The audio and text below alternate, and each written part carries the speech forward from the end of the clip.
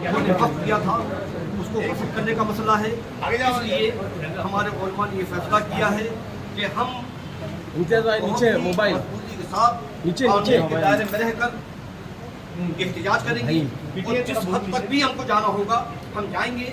और इंशाअल्लाह ताला अनकरीब ये भी फैसला किया जाएगा कि सुप्रीम कोर्ट में इस मसले को हम लोग चैलेंज करेंगे। आप बताएं कि किस हद तक जाने की बात कर रहे हैं आप जो कानूनी हक है सुप्रीम कोर्ट जाना पड़े हो जाएंगे। हमें जो कानूनी तौर पर हिंदुस्तान के दस्तूर ने एहतजाज का हक दिया है वो करेंगे। अगर हुकूमत हमको जेल में डालना चाहे जेल में डाले, हमें फांसी पर लटकाए फांसी पर लटकाए। प्राइम होम मिनिस्टर कहते हैं आपको मानना पड़ेगा, आप कोई भी कानून थोपोगे मानना पड़ेगा।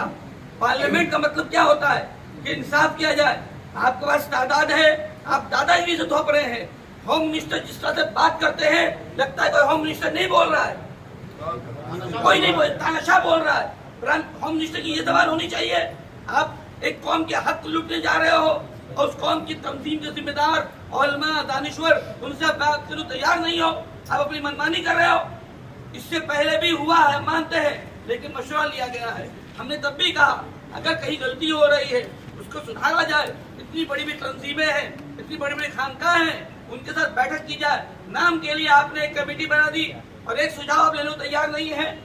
और मैं उन तमाम अपोजिशन पार्टियों को मुबारकबाद पेश करता हूँ जिन्होंने ईमानदारी के साथ अपनी वोटिंग की है।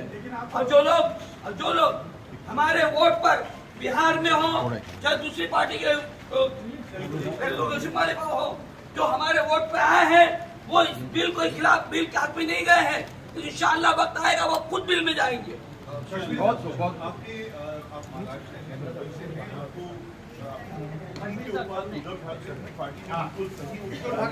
बिल्कुल हमने हर पार्टी का सपोर्ट हम हाउस पार्टी को सपोर्ट कर रहे हैं, मुबारकबादी पेश कर रहे हैं जिन्होंने इसके खिलाफ वोटिंग की है, क्योंकि ये हमारा सीधा इबादत से मामला है। आज आपने इसमें लाए हो जिस तरह हमारे लिए नमाज फर्ज है, रोजा फर्ज है, हज और ज़कात फर्ज है, उसी तरह वक्त की इमलाक की हिफाजत फर्ज है। कल आप रोजे पे आ जाओगे और जो हज पे आ जाओगे फिर कुर्बानी पे आओगे तो क्या तुम्हारी इबादत पे डाका डालना चाहते हो? अब तक 3 तलाक का मसला था, अब तो डायरेक्ट इबादत पे आ रहे हो।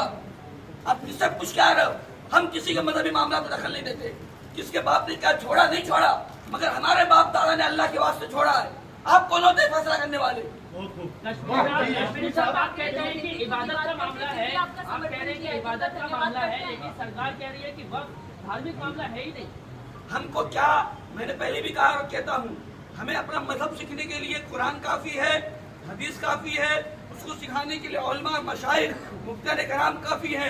हमें होम मिनिस्टर पीएम या किसी मंत्री से इस्लाम सीखने की जरूरत नहीं है। हम किसी का मजहब सिखाने नहीं जाते, हम किसी का मजहब सिखाने नहीं जाते। हमको हमारा मजहब कोई न सिखाए। कौन क्या करता है अपने मजहब में वो करे, हमारे मजहब में जो है वो हम करेंगे। ये दस्तूर ने हमको हक दिया। क्या हमारे मजहब को भी क्या हमको पार्लियामेंट से सीखना पड़ेगा?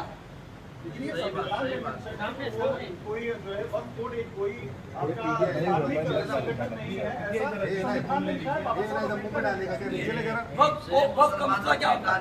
वक्त जो होता है वो अल्लाह के वास्ते किया जाता है। हम उसके निगरान होते हैं, हम उसकी हिफाजत करते हैं, हम उसकी खिदमत करते हैं। वक्त अल्लाह के वास्ते होता है, उसमें न किसी बंदे का, चाहे अगर मान ली जाए 1 मिनट के लिए अगर मुसलमान प्राइम मिनिस्टर भी होता, मुस्लिम हुकूमत भी होती, 57 मुल्क है, वहां पर भी वो अपनी तानाशाही इसमें नहीं चला सकते। ये तो जमहूरी मुल्क है, हमारा मुल्क एक गुलदस्ता है, बाग है, बाग फूलों का, सारे फूल खिले हुए, और ये चाहते हैं कि नहीं मुसलमानों का इनका उनके वक्त पे अटक कर दिया जाए।